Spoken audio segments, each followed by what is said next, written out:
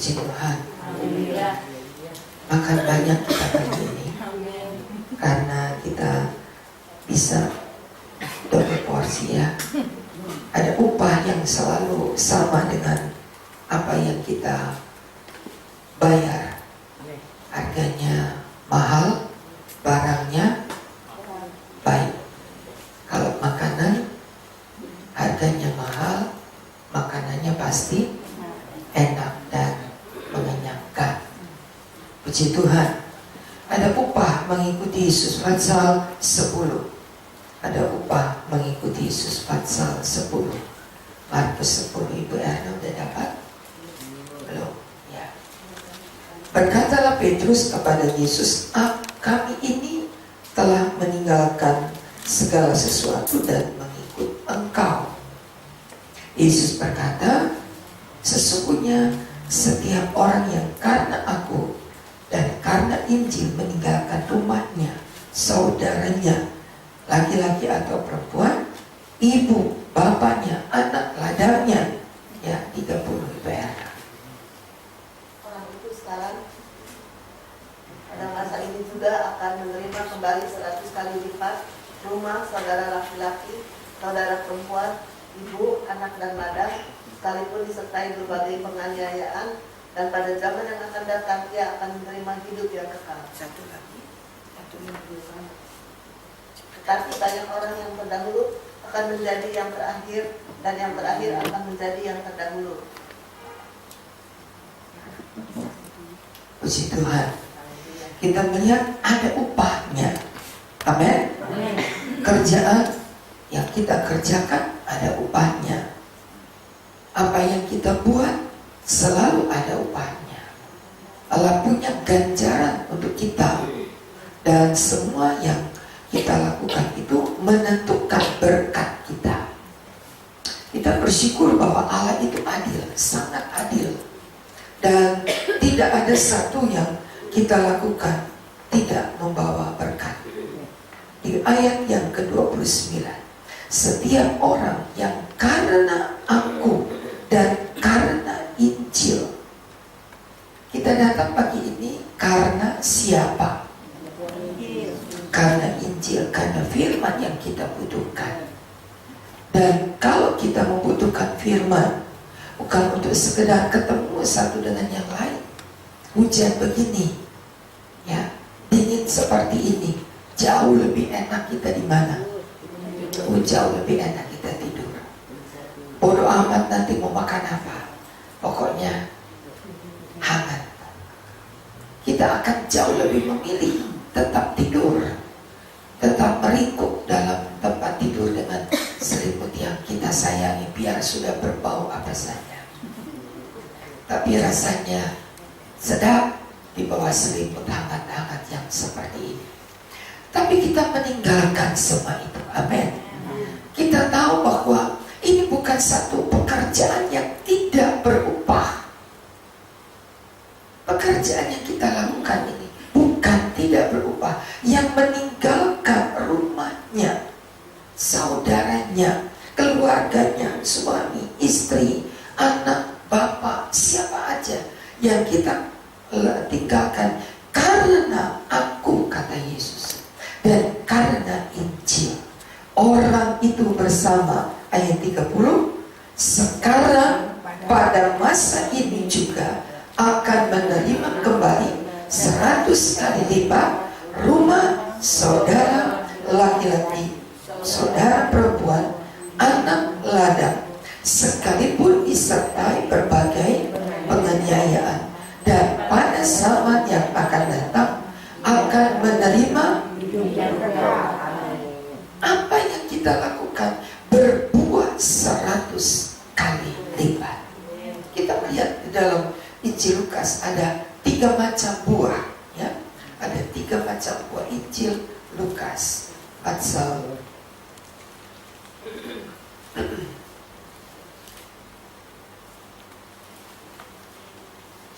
perumpamaan yang Yesus katakan. Injil Lukas pasal yang ke-8. Injil Lukas pasal yang ke-8. Ada beberapa perumpamaan, tapi kembali kita kita baca perumpamaan yang sama dituliskan di pasal yang ke-8 ayat yang ke-13. Martina. Dari ayat 13, 14. Yang jatuh di tanah yang berbatu-batu itu ialah orang yang setelah mendengar firman itu menerimanya dengan gembira. Tetapi mereka itu tidak berakar. Mereka percaya bentar saja dan dalam masa pencobaan mereka murtad. 14. Yang jatuh dalam semak duri ialah orang yang telah mendengar firman itu dan dalam pertumbuhan selanjutnya mereka terhimpit oleh kekhawatiran dan kekayaan dan kenikmatan hidup sehingga mereka tidak menghasilkan buah yang matang. 15. Yang jatuh di tanah yang baik itu ialah orang yang setelah mendengar firman itu menyimpannya dalam hati yang baik dan mengeluarkan buah dalam ketekunan. Kalimat ayat 15 diterjemahkan dalam Matius 13. Matius 13 ayat 23. Apa yang ditaburkan di tanah yang baik ialah orang yang mendengar firman itu mengerti, karena ia berbuah, ada yang 100 kali lipat. Jadi ada upah selalu di tengah-tengah pekerjaan kita. Ada upah selalu di tengah-tengah ibadah kita. Kita tidak melakukan pekerjaan yang pagi ini saudara lakukan itu dengan sia-sia. Allah tidak akan membiarkan saudara pulang tanpa membawa berkat. Tidak akan. Semahal ini harga yang saudara bayar, maka 100 kali lipat saudara diberkati Tuhan. Allah punya target. Allah tidak bersikap curang, tidak. Kitab Ayub berkata Allah tidak pernah bersikap curang. Harga yang kita bayar mahal, saudara. Kita sudah berangkat dengan keadaan dingin, licin. Bisa saja saudara jalan tergelincir dalam hujan seperti ini. Apalagi saudara dengan kondisi tubuh yang sudah nunuk-nunuk, nenek-nenek, nini-nini, kita sudah jalannya pakai tongkat, ya. Saya katakan kepada Ibu Silalahi, hati-hati loh, nggak dituntun loh dia. Kita melihat beberapa waktu lalu boro-boro jalan sendiri, berjalan kalau nggak dituntun udah kayak robot. Tapi dengan pertolongan Tuhan, Tuhan sehatkan lagi, bahkan bisa jalan dengan tidak ada yang menuntun. Sehat lagi, kuat lagi, bisa nyuci lagi, kerja lagi. Kita melihat ada upah yang Tuhan berikan 100 kali lipat. Ibu Chandra dalam kondisi sakit, dia sudah lapar sekali karena cukup lama, dan dia pulang pasti disembuhkan. Ada upah saudara dari semua yang kita kerjakan. Sebab itu saya tidak mau berhenti bekerja. Ya, 1 Korintus 15, ayo bersama. 1 Korintus 15 ayat yang begitu sangat terkenal. Ini kita baca di ayat yang ke-58. 1 Korintus 15 ayat 58. Karena itu saudara-saudara yang kekasih, berdirilah teguh, jangan goyah, giat selalu dalam pekerjaan Tuhan, sebab kamu tahu bahwa dalam persekutuan dengan Tuhan jerih payahmu tidak sia-sia. Amin. Pak Yusuf nggak usah khawatir, sendiri yang melakukan syuting ini, hingga bukan cuma kita yang diberkati. Kalau ini ditayangkan, maka seluruh dunia yang menerima apa yang bisa dilihat dalam website kita diberkati Tuhan. Bayangkan, bukan cuma kita yang di sini, tapi seluruh yang melihat website kita akan diberkati. Itu merupakan satu berkat, saudara. Dan upahnya itu 100 kali lipat. Dengan kata lain sempurna. Tadi dikatakan bukan nanti di sorga. Upah itu kita terima sekarang. Kalau nanti di sorga kelamaan.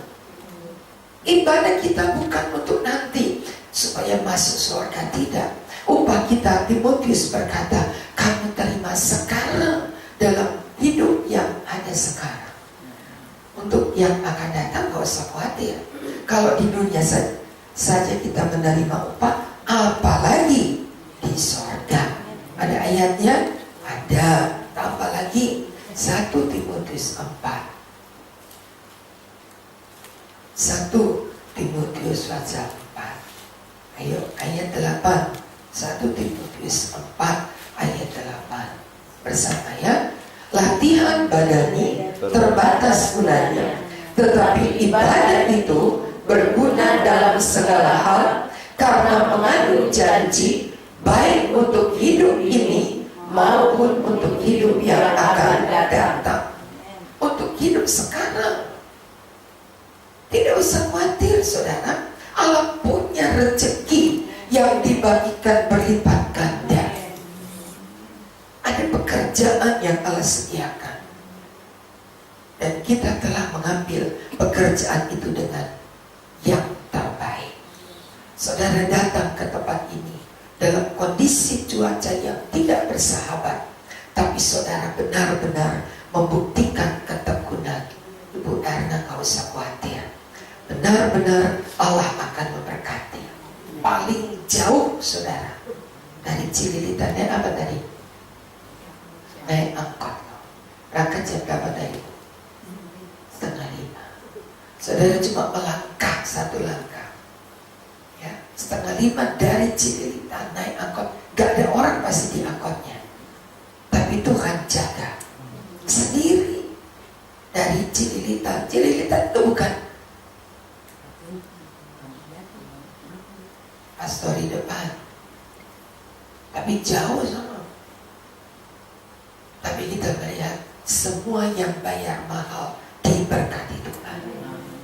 Itulah upah kita bekerja. Ibadah adalah bekerja secara rohani.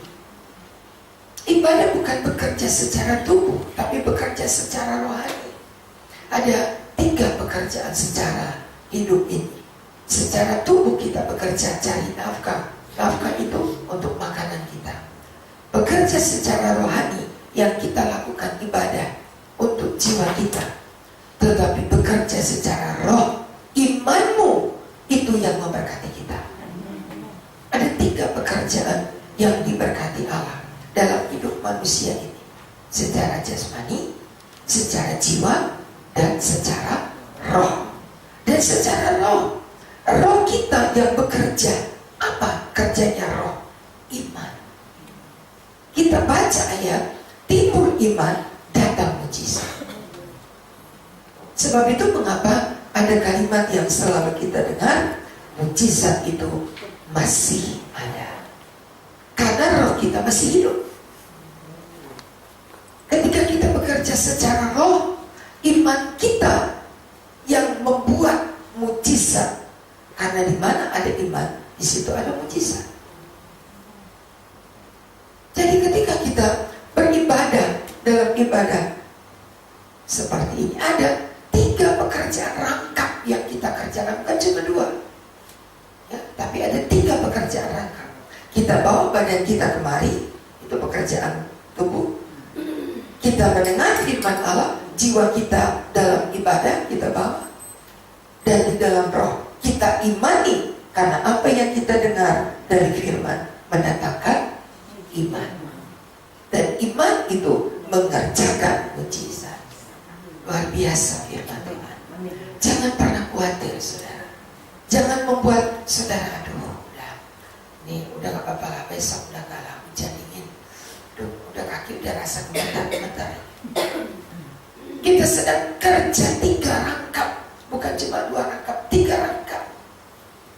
Maka setiap yang kita kerjakan tambah besar lemburnya, upahnya juga tambah besar. Itulah firman Allah. Kembali kepada Markus. Kembali ke Markus. Kita sudah diberkati di dalam Markus. Kembali kita lihat di pasal yang ke-11. Pasal yang ke-11, ketika kita bekerja seperti itu, ayat yang ketiga, 11 ayat 3, jika ada orang mengatakan, mengapa kamu lakukan itu?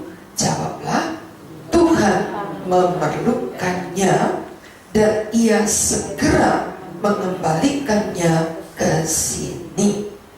Tuhan menjawab, Yesus menjawab.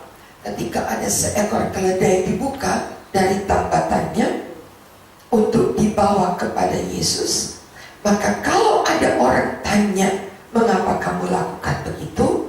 Mengapa saudara lakukan itu? Mengapa kamu kok doa pagi-pagi hujan-hujan begini? Kalau ada orang bertanya seperti itu, jawablah, Tuhan memerlukannya. Ketika saudara datang seperti ini, kenapa kok Tuhan memerlukan kita?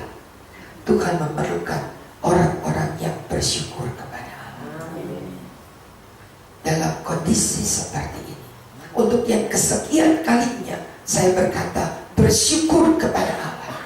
Kita masih tidur di tempat yang kering. Kita masih duduk di tempat yang tidak basah. Kita tidak tinggal di tempat penampungan. Coba bayangkan, kita tidak nunggu antrian makanan. Mau makan apa saudara? Di rumah masih ada makanan. Kalau adanya nggak ada, datang ke pastor. Masih punya saya. Biar sedikit masih punya, rame-rame kita bisa makan. Firman Allah berkata, tidak ada yang kurang, Allah sediakan. Kita bangun tadi, tubuh kita sehat, sehat, puji Tuhan. Lihat, Allah sediakan semuanya. Aku akan mengembalikannya dengan segera.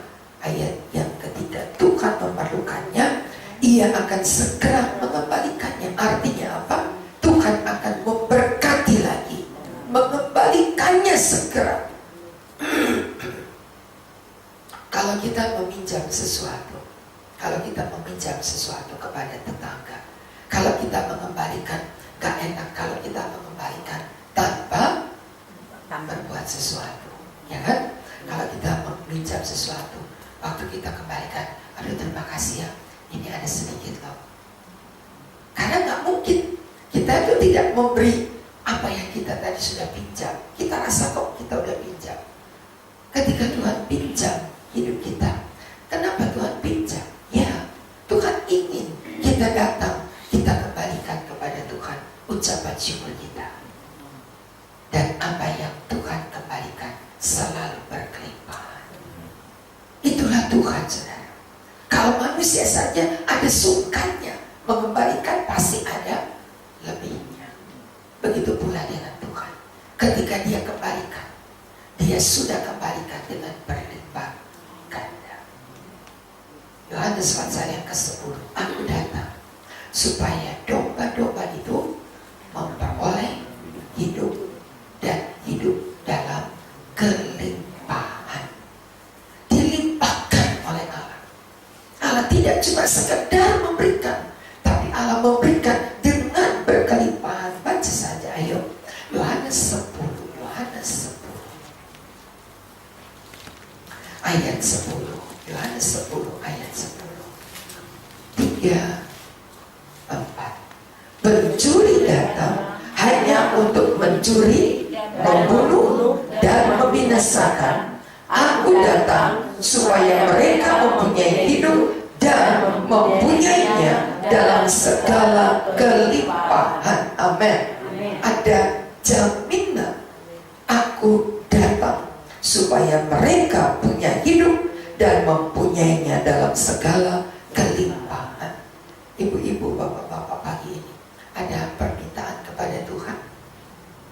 Ada? Sebutkan permintaan. Allah punya jawaban berkelimpahan. Tidak sekedarnya, tapi Allah punya jawaban. Kamu akan mendapat dalam kelimpahan. Boleh ucapkan satu permintaan. Kalau Aladin 3 permintaan, tapi tapi itu jin. Ya, Aladin gosok pelitanya, gosok lampunya, silakan mengucapkan permintaan. Lalu datang yang gede itu, apa permintaan? Itu jin, tapi di dalam dongeng. Tapi firman Allah tidak memberikan dongeng, dia memberikan kenyataan, sebuah kenyataan, dan kenyataannya adalah hidupmu berkelimpahan. Sebut permintaan saudara, dan itu merupakan satu jaminan yang pasti. Aku datang supaya saudara mempunyai hidup dan mempunyainya dalam segala kelimpahan. Allah tahu keperluan kita, Allah mengerti kebutuhan kita, ya, bukan untuk perkara-perkara jasmani yang dengan segera bisa dicurahkan. Itu bonus. Kata di dalam Matius 6 bukan, carilah aku lebih dahulu, maka segalanya akan ditambahkan. Itu bonus. Tapi kalau kata berkelimpahan, bukan cuma bonus, tetapi hidup yang berkelimpahan. Kalau bonus itu makan, pakai, papan, 3 kata itu bonus. Ya, Matius 6 ayat yang ke-20, ayat yang ke-30, 31, 32, 33, itu bonus. Carilah aku. Semua itu dicari oleh bangsa-bangsa. Apa yang dicari bangsa-bangsa? Sedikit lagi. Apa yang dicari bangsa-bangsa? Matius 6. Apa yang dicari bangsa-bangsa? Ayat yang ke-30 kita lihat. Jika demikian, Allah mendandani rumput di padang yang hari ini ada, besok dibuang. Tidakkah Ia akan terlebih lagi mendandani kamu? Untuk apa? 31. Apa yang akan kami makan? Apa yang kami minum? Apa yang kami pakai? Jadi pangan, papan, pakai. Ayat 33, ayat 32, semua itu dicari bangsa-bangsa yang tidak mengenal Allah. Akan tetapi Bapamu di sorga tahu bahwa kamu perlu semua itu. Dan semua itu, ayat 33, akan ditambahkan kepadamu. Itu pasti. Kalau kita beribadah, gak usah diminta Tuhan, sudah janji. Dan janji Tuhan itu selalu ya dan amin. Papan, pakai, pangan kita, Allah jamin. Yang berkelimpah itu yang lebih dari sekedar kebutuhan jasmani, itu Allah sediakan bagi kita. Tidak rugi kita beribadah. Kata bahasa Ibrani, kata ibadah adalah abah. Kata abah itu adalah kerja rohani kita yang mendatangkan berkat untuk hidup hari ini dan untuk hidup yang akan datang. Allah sediakan, puji Tuhan. Pagi ini kita tidak sia-sia beribadah. Bersyukur kepada Tuhan. Yakinlah ketika saudara dengan sungguh berkata, Tuhan, Engkau tahu keperluanku hari ini. Kita tahu Allah di tempat Maha Tinggi melihat bukan cuma kita duduk, tapi melihat yang ada di hati. Dan semua yang ada di hati Allah sanggup untuk menggenapinya. Mari